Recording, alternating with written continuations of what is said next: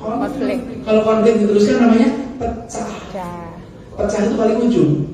Polarisasi, friksi, konflik, pecah. Dan ini harus dicegah, dibangun. Ini semua segera contoh saja. Bagaimana kita mencoba untuk mengikhtiarkan hadirnya perasaan keadilan, kesetaraan di Jakarta. Mudah-mudahan ini akan bisa langgeng. Amin. Doakan bisa terinstitusikan. Saya insya Allah 4 bulan lagi selesai di Jakarta. Bulan Oktober besok. Doakan bisa husnul khotimah. Amin. Jadi presiden. Itu tuntas. Kemudian nanti Jakarta itu kalau Ibu Fahira masih terus di sini, siap, ikut ngejagain Bu Fahira. Siap. Dan kita berharap nantinya ke depan berbagai hal, terutama yang menyangkut soal kesetaraan kesempatan, keadilan, mengangkat mereka yang selama ini terpinggirkan, melindungi agar mereka tidak terkesampingkan, itu bisa kita jaga sama-sama di Jakarta ini. Siap. Doakan ini bisa terlaksana dengan baik. Amin. Dan insya Allah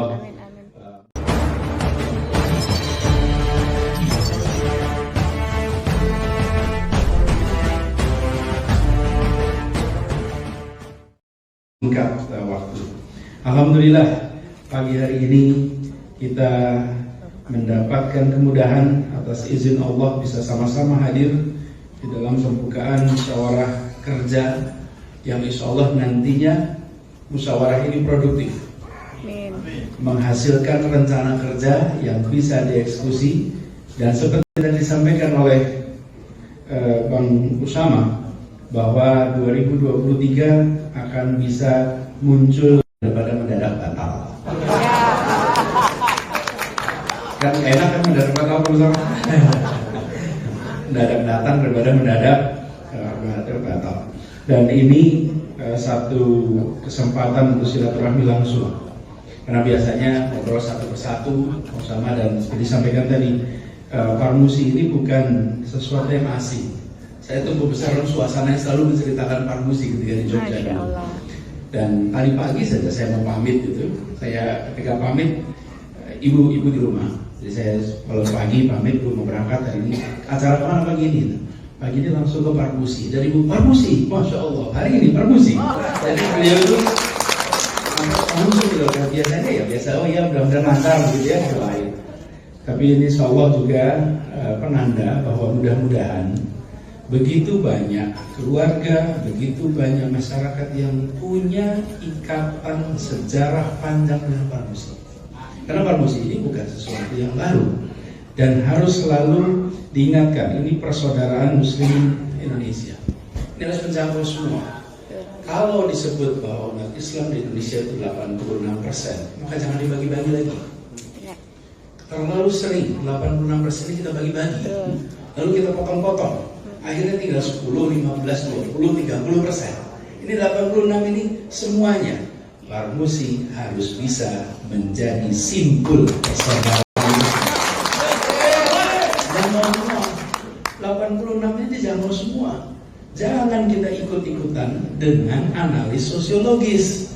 Analis sosiologis itu memang untuk kebutuhan analisa mereka melakukan kategorisasi. Sama kalau ahli ilmu sosial datang ke ruangan ini, maka dia akan menganalisa yang peci putih berapa persen, yang peci hitam berapa persen, yang sorban berapa persen. Untuk kebutuhan apa? Untuk kebutuhan analisa dibagi. Nanti terlihat ini distribusi meja berdasarkan warna peci. Lalu nanti distribusi meja berdasarkan warna hijabnya, warna kerudungnya. Bapak sekalian, biarlah itu urusan para analis ilmu sosial. Bagian Parmusi menjaga keutuhan dari seluruh umat Islam di Indonesia. Apalagi sekarang dipimpin Bang Usama. Bang Usama Hisham ini selain beliau adalah, kita dengar tadi beliau berbicara tadi sama Pak Prof. Hanani juga kita sampaikan. Ini seungkapan dari hati, ungkapan orang ikhlas. Insya Allah Bang Usama ini bisa jangkau ke kanan kiri. Amin. Karena beliau itu seorang entrepreneur.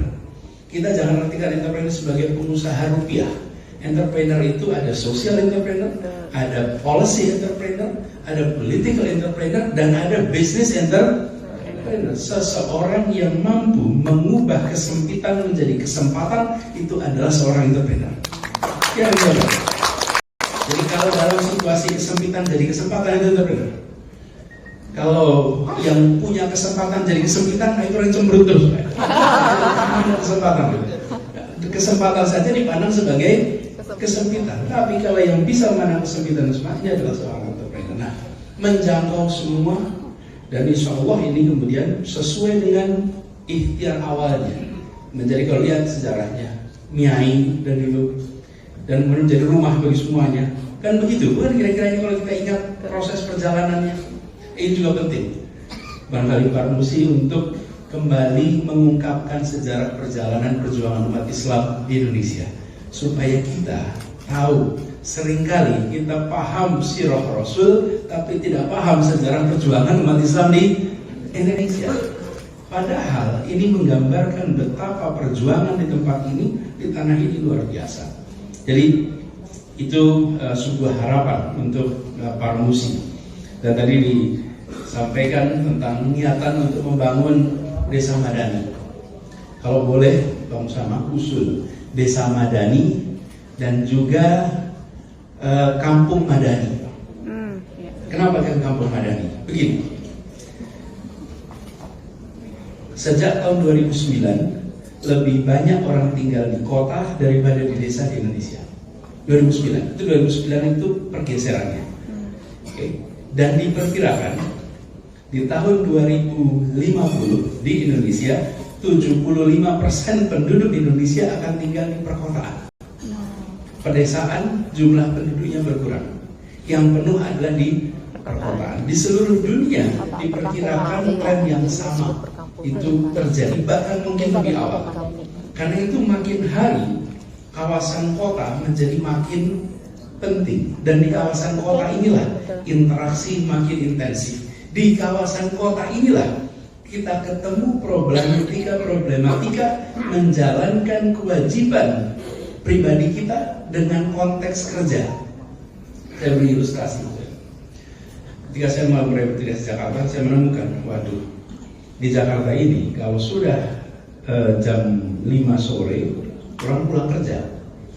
Salah satu masalahnya di kendaraan umum, mereka kehilangan waktu maghrib. Pilihannya adalah tunggu maghrib baru pulang, atau pulang lebih awal kan. Pilihan ketiga di jamak. Hilang itu maghribnya di jalan. Saya beri contoh, problematika. Kita semua terbiasa titipkan anak ikut kegiatan di masjid, di mana dulu waktu di kampung. Ini di sini ada kakak saya ini, Mas Mursalim. Mas Mursalim kita di Jogja itu dulu ketika saya bertetangga beliau. Mas Mursalim, nah ini beliau ini. Ini Mas Mursalim ini kita sekampung, tetanggaan, satu gang. Beliau membina juga adik-adiknya di sana. Itu kami ini kalau sudah kegiatan keseharian, masjid itu menjadi tempat untuk orang tua bersama-sama menitipkan anaknya di situ. Menitipkan bukan artian penitipan anak, tapi proses pendidikannya dikerjakan di dalam sekitar masjid. Bimbingan, apalagi kalau bulan puasa, itu anak-anak itu dari asar sampai habis taraweh gak pulang, di masjid saja. Itu ketika kita berada di dalam setting sosiologis yang berbeda. Sekarang kita masuk kawasan kota yang makin hari makin banyak tuntutannya. Ini membutuhkan jawaban. Jadi saya ingin mendukung sekali yang dikerjakan oleh Parmusi, Bang Usama, dan insya Allah nanti Jakarta ikut fasilitasi untuk desa madani. Tepuk tangannya ditahan sampai kejadian. Jangan sampai gak rilis. Itu kejadian. Tapi insya Allah nanti kejadian, Bang Usama. Ini kejadian, Bang Usama. Direkam dulu kan di sini. Jadi nanti kita, tapi saya membayangkan desa madani dan juga kawasan urban, kampung. Ya. Walaupun kampung itu juga desa dan kota, tapi punya asosiasi urban. Urban ini penting, dan sesungguhnya Islam ini adalah agama orang urban. Datangnya, turunnya di Mekah, yang merupakan itu kawasan urbannya Jazirah Arab. tumbuh besarnya di perkotaan. Settingnya kota dengan struktur masyarakat kota. Kemudian ketika pindah ke Yathrib, ke Madinah, di sana pun menjadi sebuah pemerintahan kota. Karena itu kita sekarang jangan menjadi yang dipinggirkan di kota. Kita harus bisa menjadi pusat untuk orang-orang kita. Tumbuh besar di dalam setting perkotaan.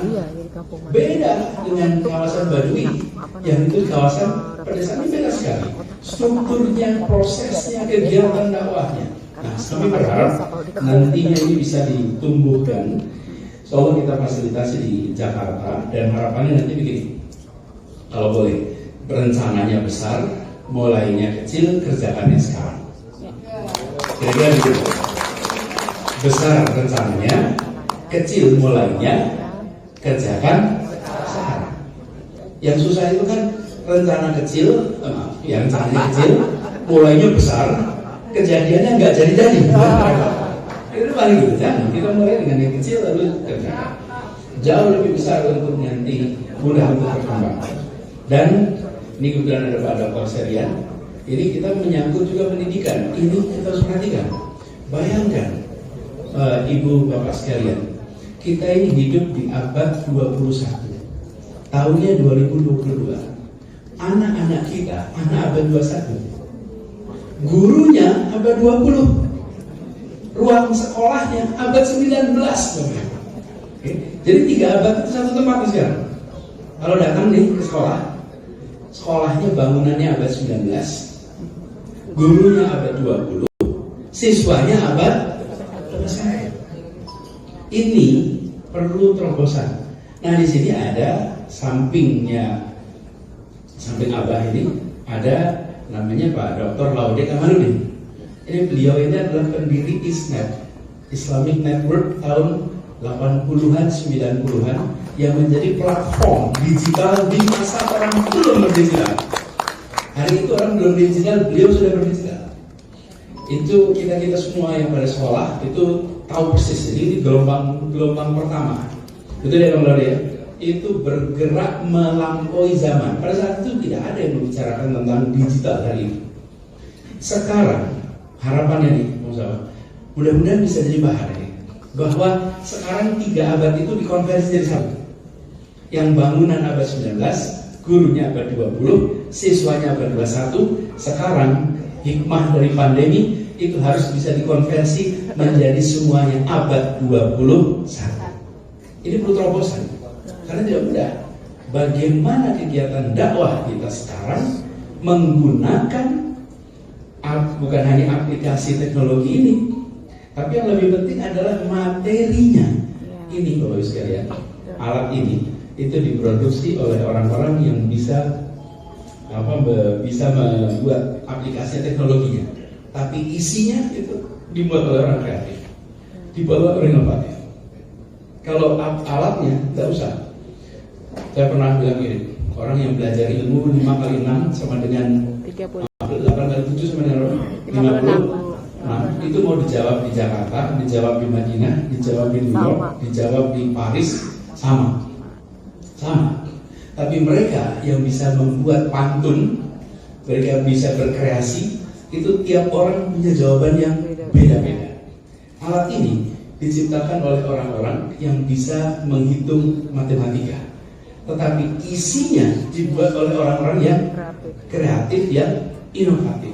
Nah, sekarang kita sudah memiliki alatnya, kita punya isinya. Nah, bayangkan bila nanti bisa dikombinasikan itu, sehingga kegiatan dakwah digabung dengan desa madani, memanfaatkan teknologi terbaru, lalu dia menjadi sebuah sistem pendidikan dakwah ala para muslim.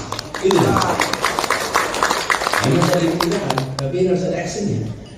Sehingga harapannya nanti 80 nabi digarap semua, tidak kita segmentasikan. Ini satu harapan untuk para muslim. Yang berikutnya, izinkan saya juga menyampaikan. Tadi disampaikan tentang kondisi umat, kondisi tantangan zaman. Bang Usama tadi menyampaikan kita ini hidup dalam keterbelakangan. Kita sering tertinggal bukan karena tidak mampu, tapi karena tidak mengantisipasi perubahan. Karena itu penting sekali bagi kita semua untuk mengantisipasi perubahan itu. Kami coba sebagai ilustrasi apa yang kita di Jakarta. Banyak yang tertinggal. Tadi bicara ekonomi rakyat kita banyak tertinggal. Pandemi kemarin memberikan hikmah tersendiri bagi kita. Bayangkan, di Jakarta ini begitu kondisi pandemi terjadi pembatasan interaksi, maka mereka yang pendapatannya harian langsung kehilangan sumber mata pencarian langsung. Dan itu diperhatikan yang dulu pulang kampung siapa yang pulang kampung? Yang pulang kampung tidak punya aset, gerobaknya sewa, kontrak rumahnya kontrakannya juga petak kontrakan, tidak ada pendapatan. Inilah yang generasi awal pulang kampung. Karena itu kita di Jakarta mencoba untuk apa yang bisa dilakukan? Tidak bisa didiamkan ini. Di sisi lain ada pasar ekonomi yang berkembang namanya digital, yang jualannya online. Nah yang jualan online kalau sampai makanan itu yang jualnya tengah ke atas. Yang kaki lima itu nggak dagang online. Yang jual ke atas itu yang fotonya bagus, yang bisa masak itu tengah ke atas tuh. Tapi tengah ke bawah nggak masuk. Lalu kita mencari cara apa yang bisa kita kerjakan. Diskusi sana sini ketemu. Bagaimana memasukkan mereka dalam perekonomian digital. Ternyata mereka tidak bisa masuk. Karena apa? Tidak punya IUMK namanya, izin usaha mikro kecil. Yang kedua, mereka tidak punya NPWP. Coba aja datang kepada gerobak bakso tanya, Pak punya NPWP? Oh tidak, apa itu? Punya IUMK, tidak punya. Jadi apa yang dikerjakan kami? Yang kami kerjakan adalah mengirimkan petugas menyisir semua pedagang kaki lima dan membagikan IUMP dan NPWP kepada mereka semua. Dibagi, nggak usah pakai syarat tulis bagi. Dan apa yang terjadi? Awalnya ditolak, karena kalau petugas datang itu biasanya menggusur, Pak. Jadi waktu datang mendata itu mereka mengira akan ada proses penggusuran. Sebetulnya akan diberikan izin. Tapi yang mengharukan adalah datang ke kelurahan-kelurahan.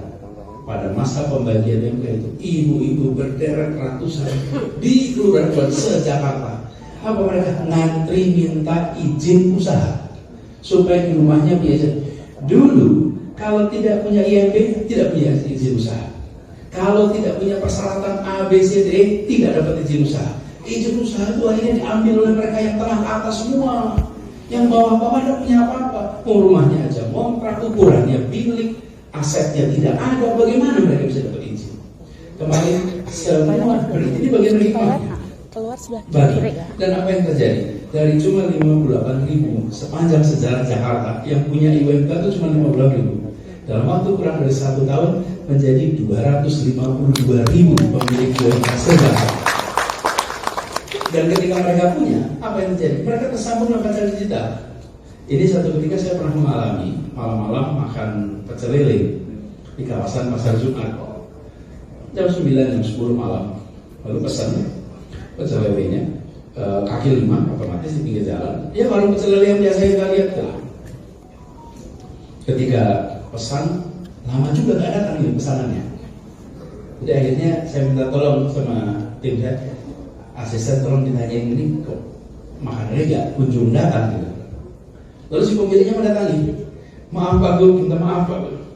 Ini Pak, antrian pesanan online-nya banyak Pak.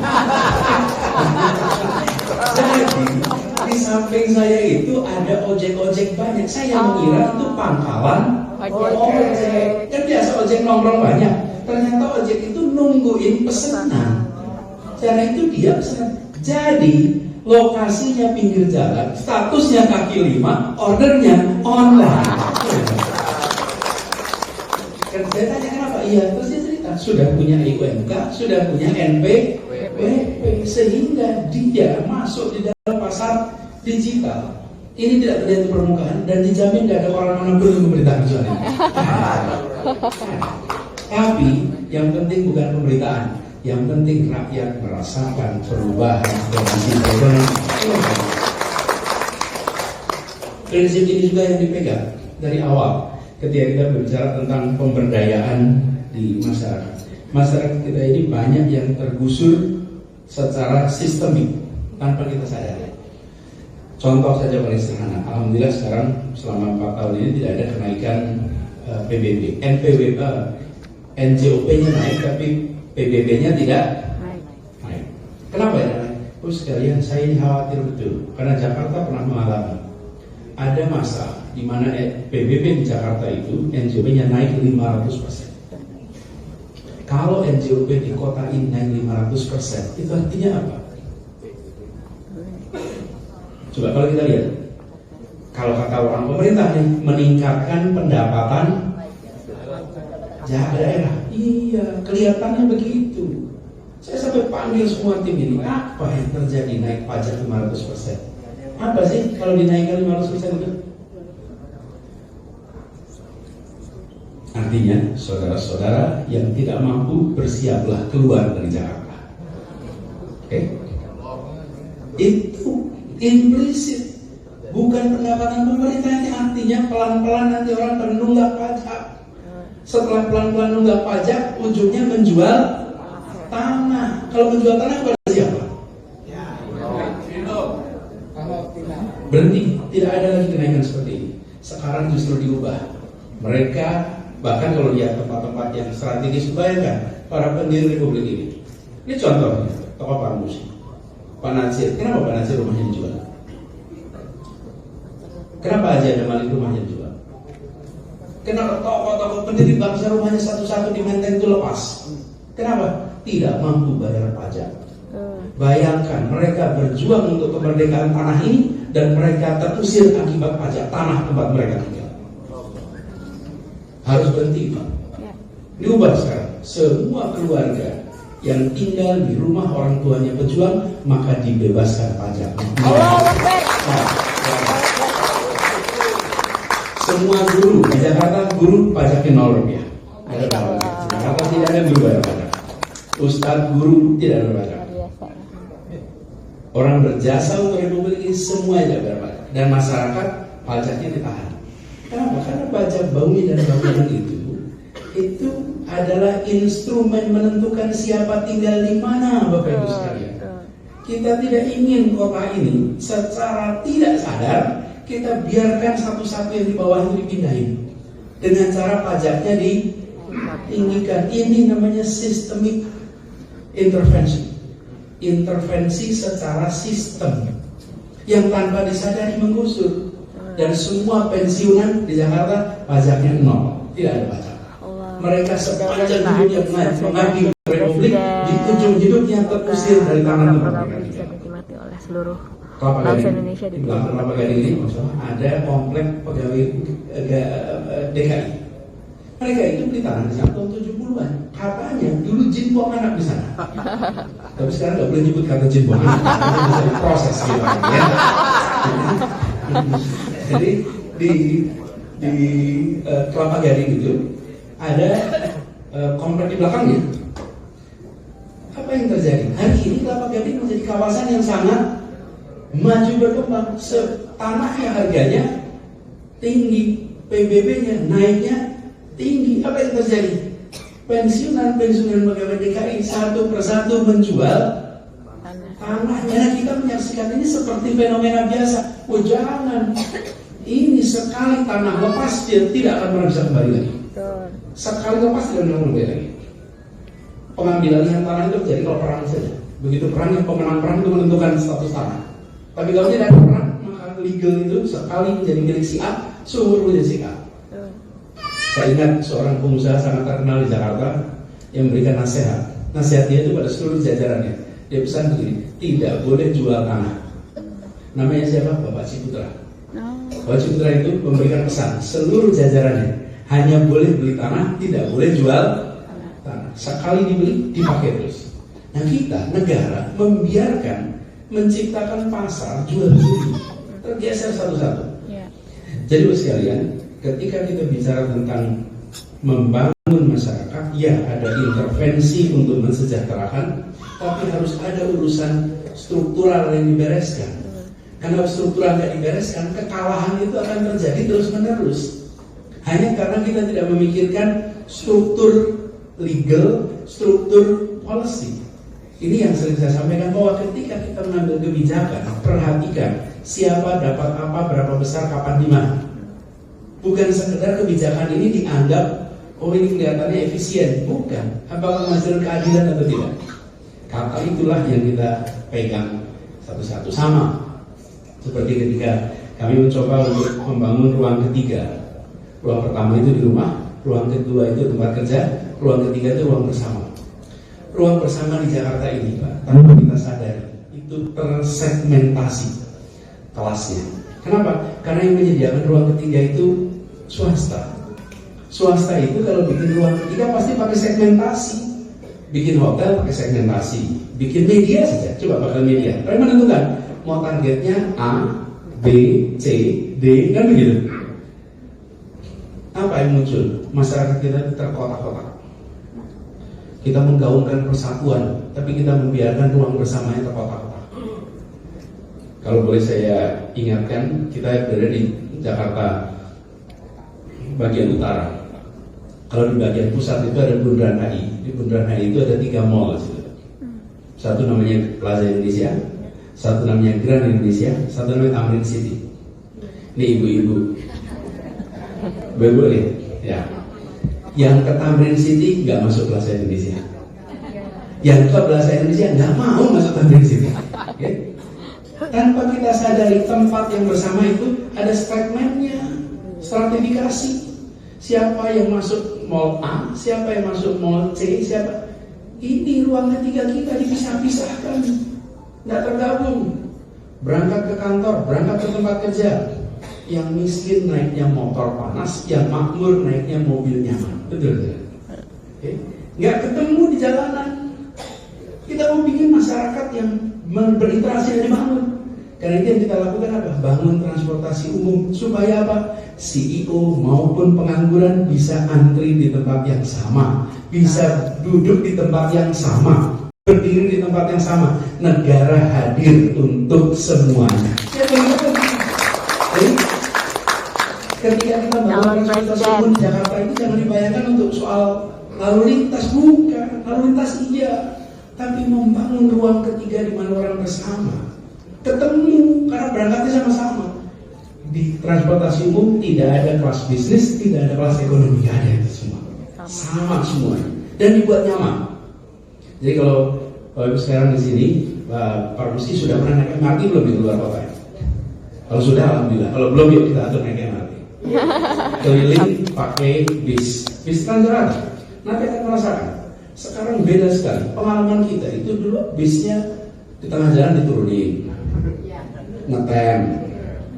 Sekarang kalau saya boleh taruhan nih, kalau ada yang bisa menemukan Kopaja, saya beri uang 1 juta rupiah. Kopaja zaman dulu nih, Metro Mini, kalau bisa ketemu yang asapnya masih gede, nggak ada sekarang. Kopaja, Kopamilet, nggak ada semua itu, nggak ada, dan tidak ada drama, nggak ada penggusuran, nggak ada penutupan, tidak. Mereka semua sudah berubah semuanya menjadi modern. Kenapa? Karena kita ingin bangun ruang ketiga. Tujuannya bukan tujuan teknis, tujuannya tujuan sosiologis, sehingga terbangun kebersamaan di masyarakat. Taman di Jakarta ini dibangun, kenapa? Karena kita ini terlalu lama menempatkan taman itu sebagai garden. Kalau bahasa Inggris garden. Taman itu ada garden, ada park. Kalau garden itu untuk ditambang, kalau park itu untuk bermain. Nah kita, taman-taman itu kita tempatkan sebagai garden buat tontonan semua. Bayangkan Monas yang segitu besar, rumputnya ditulisin dilarang menginjak rumput. Ya terus buat apa ada rumput sebesar itu nggak boleh diinjak? Kenapa? Ya kan nggak boleh diinjak. Loh, itu kan kalau tontonan. Nah ini tempat main di seluruh dunia. Kalau namanya taman itu untuk bermain, namanya park, P-A-R-K. Kalau garden dia nggak boleh diinjak, nggak boleh dipegang, itu namanya garden kita. Sejakarta disebutnya garden. Jadi semuanya dilarang diinjak. Sama sekali, hak cabut itu semua. Jadi hari ini sekarang datang ke taman manapun tidak ada lagi tulisan dilarang diinjak. Terima kasih Presiden. Kenapa taman itu dibangun? Biarkan yang kaya dan yang miskin ketemu ruang bersama, berinteraksi di situ. Karena itulah ruang ketiga kita. Kalau tidak ada bertemu, tidak ada berinteraksi, lalu terjadilah urutannya begini nih, urutannya nih. Polarisasi, friksi, konflik. Kenapa polarisasi? Karena negara tidak menyiapkan unifikasi. Karena itu terpolarisasi. Yang satu ke sana, satu nggak pernah ketemu nih. Timbul ketegangan. Lalu muncullah friksi. Setelah friksi munculnya konflik. Kalau konflik diteruskan namanya pecah. Pecah itu paling ujung. Polarisasi, friksi, konflik, pecah. Nah, ini harus dicegah, dibangun. Ini semua sekedar contoh saja. Bagaimana kita mencoba untuk mengikhtiarkan hadirnya perasaan keadilan, kesetaraan di Jakarta. Mudah-mudahan ini akan bisa langgeng. Doakan bisa terinstitusikan. Saya insya Allah 4 bulan lagi selesai di Jakarta. Bulan Oktober besok. Doakan bisa husnul khotimah. Amin. Jadi presiden. Itu tuntas. Kemudian nanti Jakarta itu kalau Ibu Fahira masih terus di sini, ikut ngejagain Bu Fahira. Dan kita berharap nantinya ke depan berbagai hal, terutama yang menyangkut soal kesetaraan kesempatan, keadilan, mengangkat mereka yang selama ini terpinggirkan, melindungi agar mereka tidak terkesampingkan, itu bisa kita jaga sama-sama di Jakarta ini. Doakan ini bisa terlaksana dengan baik. Dan insya Allah Mukernas ini juga bisa berlangsung dengan lancar. Amin. Menghasilkan keputusan-keputusan yang bermanfaat. Dan sekaligus saya ini mohon pamit sesudah ini langsung meneruskan kegiatan di Balai Kota. Dan insya Allah nanti kita ketemu lagi. Tapi yang soal tadi masalah kampung Madani nanti kita langsung tidak lanjuti. Demikian dari saya. Salam untuk seluruh keluarga dimanapun keluarga berada yang menyempatkan datang ke Jakarta. Insya Allah silaturahminya terjaga terus dan titik.